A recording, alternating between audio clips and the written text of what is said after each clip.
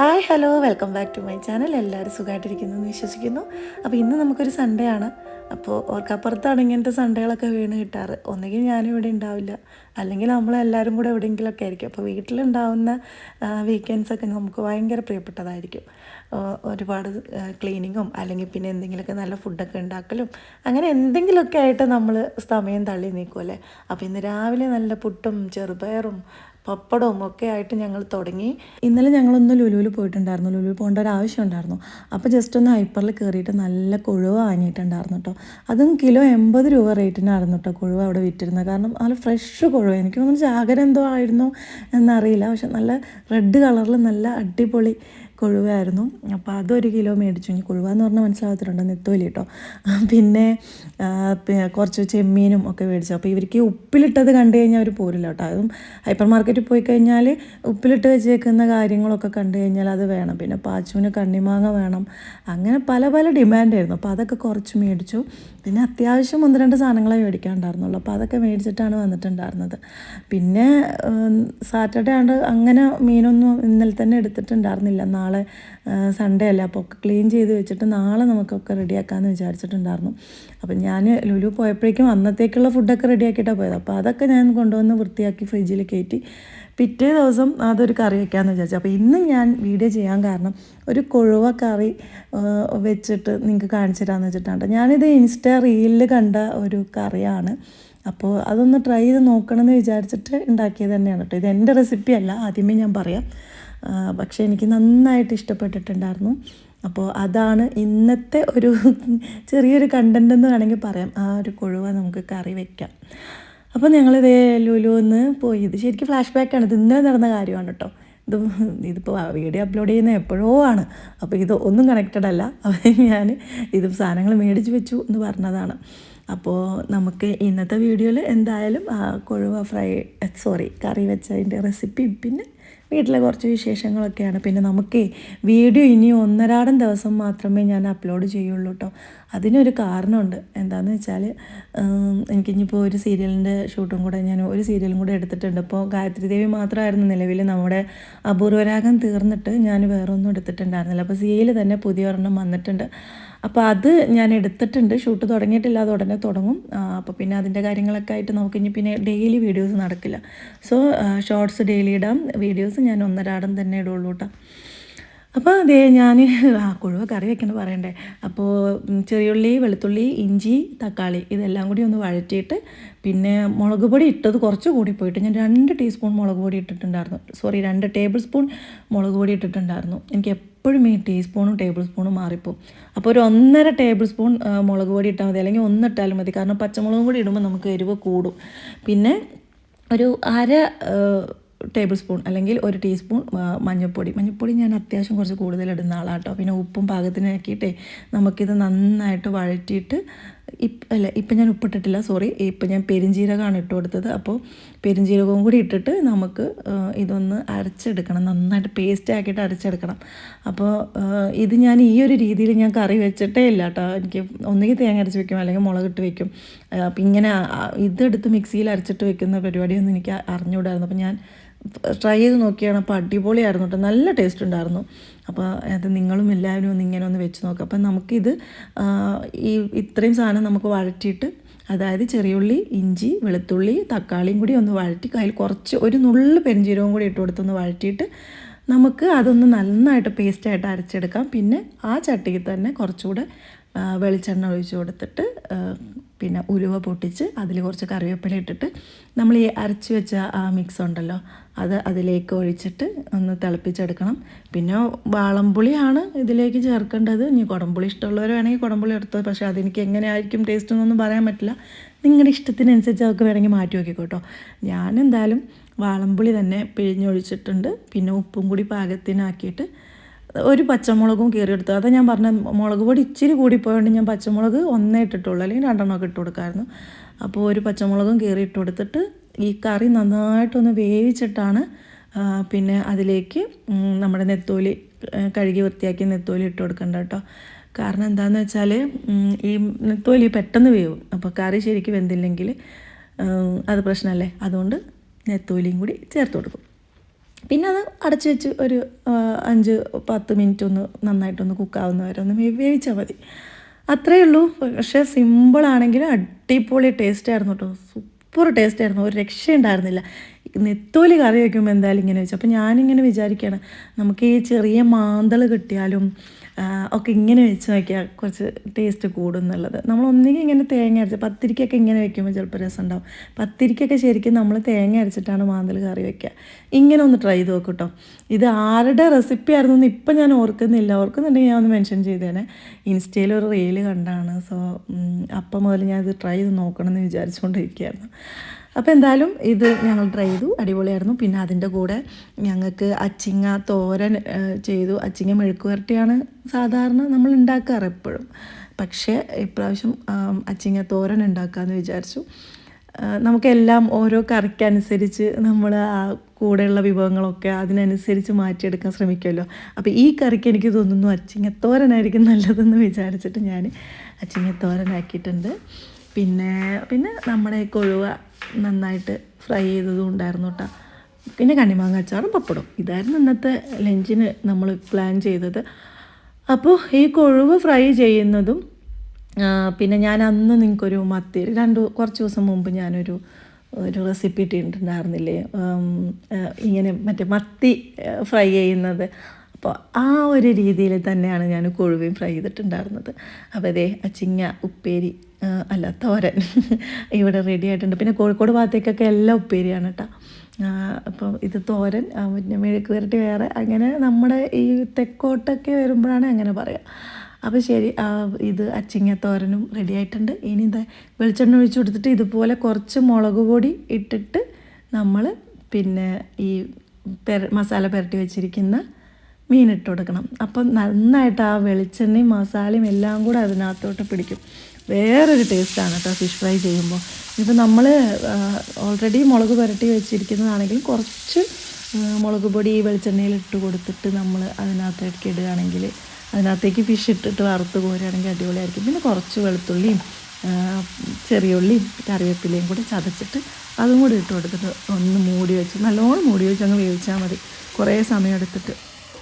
അപ്പോൾ അതായത് slow cook ചെയ്തിട്ടെടുക്കുക, പതുക്കെ തിരിച്ചു മറിച്ചു വിട്ടിട്ട്. പിന്നെ അതായത് നമ്മുടെ മുറ്റത്തെ ഈ ബുൾബുൾ എന്ന് പറഞ്ഞിട്ടുള്ള 2 കിളികളൊക്കെ അറിയോ, അവർക്ക് തീറ്റ വെച്ച് കൊടുത്തിട്ടുണ്ടായിരുന്നു ഓപ്പോസിറ്റ് വീട്ടുകാർ. നോക്കുമ്പോൾ അവർ ചോറൊക്കെ വന്ന് കഴിക്കുന്നു. അത് കണ്ടപ്പോൾ ഒരു കൗതുകം തോന്നിയെടുത്താണ് കേട്ടോ. അപ്പോൾ ഇതേ നമ്മുടെ നല്ല കൊഴുവക്കറി, അതായത് നെത്തോലിക്കറിയും പിന്നെ നെത്തോലി ഫ്രൈയും തോരനും പപ്പടവും പിന്നെ കണ്ണിമാങ്ങ അച്ചാറൊക്കെ ആയിട്ട് ഇന്നത്തെ ലഞ്ച്. അപ്പോൾ ഊണ് കഴിക്കേണ്ട സമയം ഇപ്പോൾ നോക്കുമ്പോൾ 3 മണിയായിട്ടോ. കുറച്ച് ലേറ്റായിപ്പോയി. സൺഡേ ആയതുകൊണ്ട് നമ്മൾ അങ്ങനെ ആയിരിക്കുമല്ലോ, കുറച്ചിങ്ങനെ ലാഗായിട്ടൊക്കെ നിൽക്കുമല്ലോ. അപ്പോൾ പിന്നെ ഇനിയിപ്പോൾ ഊണൊക്കെ കഴിഞ്ഞിട്ട് നമുക്ക് കുറച്ച് പരിപാടികളുണ്ട്. ഇൻഡോർ പ്ലാന്റ്സ് ഒക്കെ ഒന്ന് അറേഞ്ച് ചെയ്ത് വെക്കാനുണ്ട്. കുറച്ചുള്ളൂ കേട്ടോ, ഭയങ്കര കാര്യമായിട്ടൊക്കെ പറയുന്നുണ്ട്. അപ്പോൾ നമ്മൾ ഓരോ സ്റ്റെപ്പ് ബൈ സ്റ്റെപ്പായിട്ട് തുടങ്ങുന്നുള്ളൂ. പിന്നെ എന്നെ സംബന്ധിച്ചിടത്തോളം ഞാൻ വീണ്ടും ഒരു ലൈഫ് സ്റ്റാർട്ട് ചെയ്തതാണ്. അപ്പം എല്ലാം ഒന്നേന്ന് തുടങ്ങുന്ന ഒരു പ്രതീതിയാണ്. അപ്പോൾ എല്ലാവരും ഇതാണോ, ഇത്രയല്ലേ ഉള്ളൂ, ഇങ്ങനെയാണോ, അങ്ങനെയൊന്നും ചോദിക്കരുത്. നമ്മളെല്ലാം സ്റ്റാർട്ട് ചെയ്ത് വരുന്നതുള്ളൂ. അപ്പോൾ ഞാനും പെട്ടെന്ന് പിള്ളേർക്ക് ഊണൊക്കെ വിളമ്പി കൊടുത്തു. ഞാനും ഊണ് കഴിക്കട്ടെ. അപ്പോൾ ഞാൻ ചോറ് കുറച്ചെടുത്തിട്ട് ഉപ്പേരിയൊക്കെ കൂടുതലെടുക്കുകയാണ് കേട്ടോ. ഭയങ്കര ഡയറ്റാന്നാണ് വിചാരം, തടിയൊട്ട് കുറയൊന്നുമില്ല. അപ്പോൾ അതേ നല്ല ഫിഷ് ഫ്രൈയും പിന്നെ മീൻ കറിയൊക്കെ കൂട്ടിയിട്ട് നല്ലൊരു ഊണ് അത് കഴിക്കട്ടെ, ആസ്വദിച്ച് കഴിക്കട്ടെ. ഇനിയിപ്പോൾ കുറച്ച് ദിവസം ഞാൻ ലൊക്കേഷനിലാണ്. ഗായത്രി ദേവി എൻ്റെ അമ്മ സീരിയൽ ഷൂട്ട് തുടങ്ങാറായി. പിന്നെ സീരിയലിനെ കുറിച്ച് 1-2 കമൻറ്റൊക്കെ വന്നിട്ടുണ്ടായിരുന്നു. അപ്പോൾ അതിന് ഞാൻ റിപ്ലൈ കൊടുത്തിട്ടില്ല. അതൊരു വീഡിയോ ആയിട്ട് തന്നെ ചെയ്യാമെന്ന് വിചാരിച്ചു. കാരണം അതിനെക്കുറിച്ച് കുറച്ച് ഡീറ്റെയിൽ ആയിട്ട് തന്നെ പറയേണ്ടതുണ്ട്. അത് നമ്മളിങ്ങനെ കമൻറ്റിലൂടെ 1-2 കാര്യങ്ങൾ പറഞ്ഞാലൊന്നും ശരിയാവില്ല. അപ്പോൾ അതുകൊണ്ട് ഞാനത് കുറച്ചൊന്ന് വെയിറ്റ് ചെയ്യട്ടെ എന്നുള്ളത്. കാരണം സീരിയൽ ഷോ തുടങ്ങുമ്പോൾ അവിടുന്ന് ചെയ്യാമെന്ന് വിചാരിച്ചു കേട്ടോ. അപ്പം നമുക്ക് ഫുഡൊക്കെ കഴിച്ചിട്ട് ബാക്കി കാര്യങ്ങളൊക്കെ നോക്കാം. പിന്നെ ഞാൻ പറഞ്ഞല്ലോ കറി അസലായിട്ടുണ്ട്, രക്ഷയുണ്ടായിരുന്നില്ല. അപ്പോൾ ആരെങ്കിലും സിമ്പിളായിട്ടൊരു മീൻ കറി പെട്ടെന്ന് തയ്യാറാക്കണമെന്ന് വിചാരിച്ചാൽ അതൊന്ന് ചെയ്ത് നോക്കിയാൽ. പിന്നെ പെരിഞ്ചീരകം ഇടുമ്പോഴേ കൂടിപ്പോയരുത് കേട്ടോ, ഒരു നുള്ളിട്ടാൽ മതി. അത് ചിലർക്കൊന്നും ആ ഒരു ടേസ്റ്റ് മീൻ കറിയിൽ ഇഷ്ടപ്പെടില്ല, അതുകൊണ്ട് പറഞ്ഞാണ് ഒരു നുള്ള് പെരിഞ്ചീരകം ഇട്ടാൽ മതി. എന്തായാലും ടിപ്പൻ ടേസ്റ്റായിരുന്നു, എല്ലാവർക്കും ഇഷ്ടപ്പെട്ടു കേട്ടോ. സാധാരണ കുട്ടികൾക്കൊന്നും അങ്ങനെ മീൻ കറിയൊന്നും വലിയ താല്പര്യം ഉണ്ടാവില്ല. അവർക്ക് ഫിഷ് ഫ്രൈയോ എന്തെങ്കിലും വെജ് കറിയോ ഒക്കെ ആയിരിക്കും അവർക്ക് ഇഷ്ടം ഉണ്ടാവുക. പക്ഷേ ഇപ്രാവശ്യം അവർക്കും മീൻകറി ഇഷ്ടപ്പെട്ടു. പാച്ചുവാണ് എന്നോട് പറഞ്ഞു, അമ്മ പത്തിരിക്ക് പറ്റിയ മീൻകറിയാണല്ലോ, അടിപൊളിയായിട്ടുണ്ട് എന്നൊക്കെ. അപ്പോൾ ഇനി നമ്മളിതേ ഊണൊക്കെ കഴിഞ്ഞിട്ട് നേരെ നമ്മുടെ ഇൻഡോർ പ്ലാന്റ്സ് ഒക്കെ ഒന്ന് സെറ്റ് ചെയ്ത് വെക്കാനായിട്ട് ഇറങ്ങി. അപ്പോൾ ഈ ഒരു ചാക്ക് ഞാൻ ഓർഡർ ചെയ്തതേ മീഷോന്നാണ് കേട്ടോ. മീഷോന്ന് നമ്മൾ പോട്ട് മിക്സ് വാങ്ങിയതാണ്. അപ്പോൾ ഇവിടുന്ന് പിള്ളേരൊക്കെ കൂടി ചോദിക്കേണ്ടിരുന്നു, മീഷോന്ന് മണ്ണ് വാങ്ങിയമ്മ അവന്മാരും കൂടി എടുത്തു.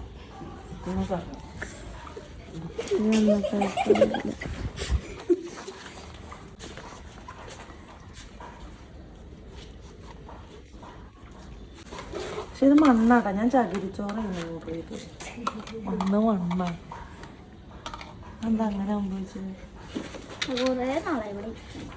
എന്താ ഓൺലൈനിൽ മണ്ണ് ഓർഡർ ചെയ്തു?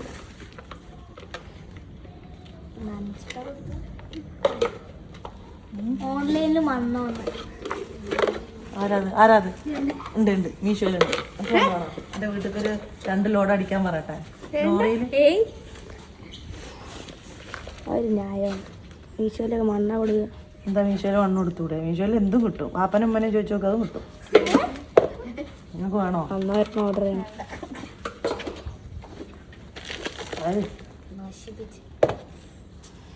എന്തായാലും അത് കൊള്ളാം. ഇവിടെ മൊത്തം വൃത്തിയാക്കേണ്ട പാച്ചുവിൻ്റെ കടമയാണ്.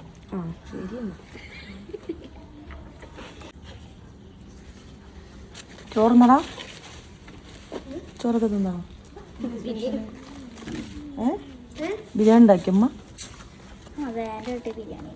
ആണോ? ബിരിയാണി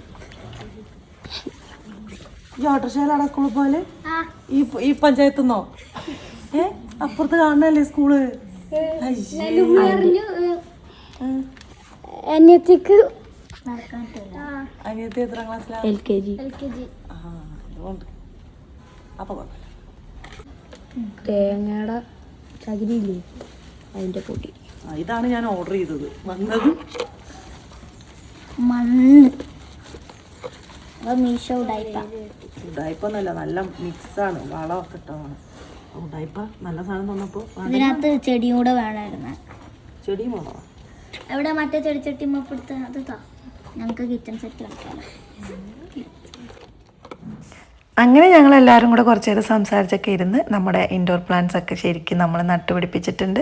ഇനി അതൊക്കെ ഇവിടെയായിരുന്നു ഞാൻ അറേഞ്ച് ചെയ്ത 3 എണ്ണം. പിന്നെ 1-2 എണ്ണം അപ്പുറത്തൊക്കെ ആയിട്ടൊക്കെ വെച്ചിട്ടുണ്ട്. അതൊക്കെ പിന്നെ അടുത്ത വീഡിയോയിലൊക്കെ കാണിച്ചു തരാം കേട്ടോ.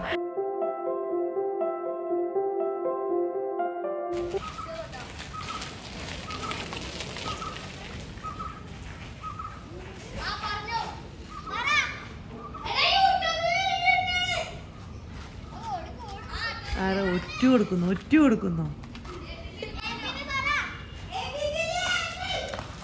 എന്നാലോ? എന്താണ് കളി?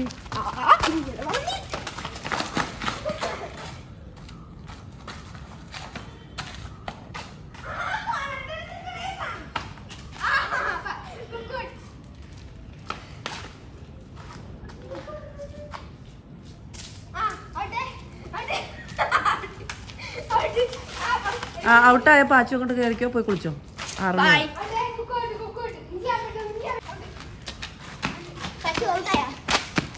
നീ ഔട്ടായില്ലേ? കൊതുക് ഇങ്ങോട്ട് കയറി. ആ പെണ്ണനെയും പൈക്കനെ ഒന്ന് ഔട്ടാക്കി വിടുവോ? പാച്ചു കാത്ത് കയറ്. 6 മണി. എല്ലാം വീട് കയറ്.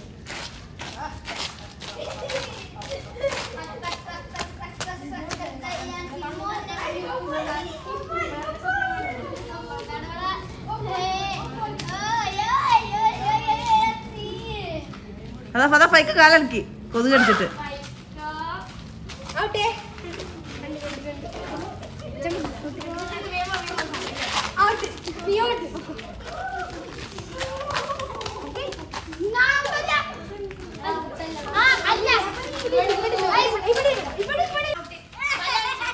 ആ കേറ് 3 കേറ്.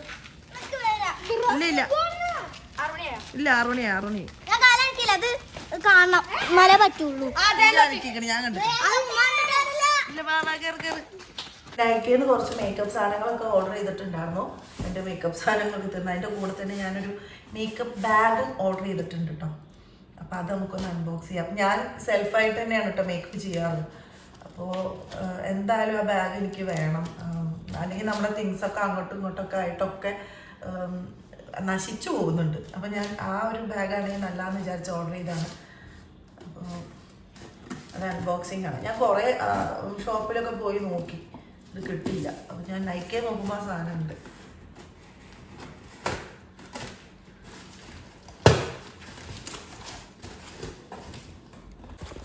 ഇതെന്താ ഫുള്ള് പേപ്പർ മാത്രമേ ഉള്ളൂ. ഇത് വന്നിട്ട് നമ്മുടെ വൈപ്സാണ്. ഇത് മേക്കപ്പ് റിമൂവിന് വേണ്ടിയിട്ട് വാങ്ങിയതാണ്. അപ്പോൾ അതാണ് ആദ്യം വേണ്ടത്.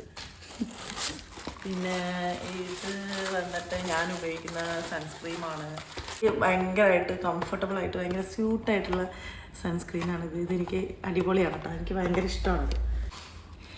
ഇത് ഐബ്രോ പ്ലേറ്റ് ആണ്, ഐബ്രോ പാലറ്റ്. ഇത് ഐബ്രോ പാലറ്റാണ്, ഐബ്രോസ് ഒന്ന് കറക്റ്റ് ചെയ്യാൻ വേണ്ടിയിട്ട്.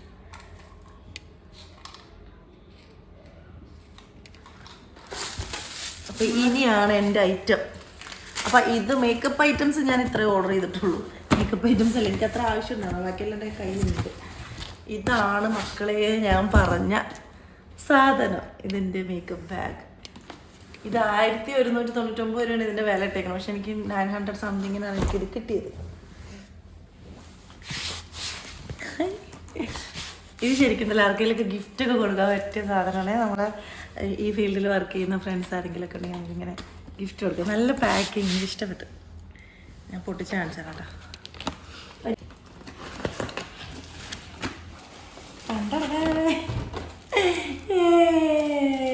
സൂപ്പറാണ്, ഇതൊക്കെ ഇഷ്ടപ്പെട്ടു. അടിപൊളിയാണ് ഈ സാധനം.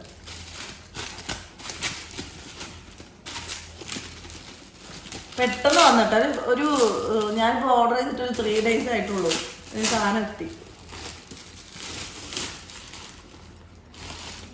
കണ്ട. അപ്പം ഇതാണ് നമ്മുടെ മേക്കപ്പ് ബാഗ്. ഇതാകുമ്പോൾ നമ്മൾ പെട്ടിയിലും ബാഗിലൊക്കെ ഇങ്ങനെ ഒതുങ്ങിയിരുന്നോളും. നമ്മളെ സാധനങ്ങളൊന്നും ഇങ്ങനെ സ്പ്രെഡായി പോവില്ല.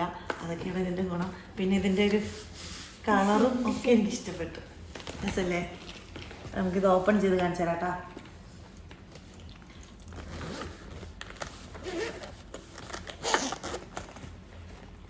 വാ, കണ്ടോ?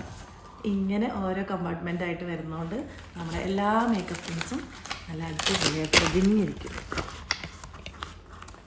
ഇവിടെ നമുക്ക് നമ്മുടെ മിററും ഹോൾഡ് ചെയ്യാൻ പറ്റുമെന്ന് വിചാരിക്കുന്നു. അപ്പോൾ ഇതാണ് സാധനം. നല്ല സുണ്ട്. ഫസ്റ്റ് നമ്മളിതിൽ വെക്കാൻ പോകുന്നത് നമ്മുടെ സ്റ്റിക്കാണ്. സ്റ്റിക്കിൻ്റെ അടപ്പ് പോയിട്ട് നമ്മുടെ ആർട്ടിലെ ചേട്ടൻ അതിനൊരു ടേപ്പ് ഒട്ടിച്ച് തരാൻ പറഞ്ഞിട്ടാണ്. ഈ അടപ്പ് പൊട്ടിയപ്പോൾ അത് ടേപ്പ് ഒട്ടിച്ച പോരാഞ്ഞിട്ട് അതിനകത്ത് കുറച്ച് ഡെക്കറേഷൻ.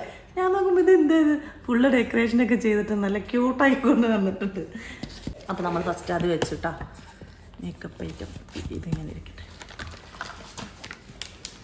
സാധനം പൊള്ളിയായിട്ട് ഒരാൾക്കുള്ള പേഴ്സണൽ മേക്കപ്പ് കൊണ്ടുപോകാൻ പറ്റിയ നല്ലൊരു ബോക്സ്. ഭയങ്കര ഇഷ്ടമായിട്ടോ എനിക്കിത്. അപ്പോൾ ഭയങ്കര വർത്താണ് ഇത്. ആ കൊടുത്ത പൈസയ്ക്ക് ഭയങ്കരമായിട്ട് വർത്താണ്. ഓക്കേ, അപ്പോൾ അത്രേ ഉള്ളൂ. അപ്പോൾ ബൈ, താങ്ക് യു, ടാറ്റ.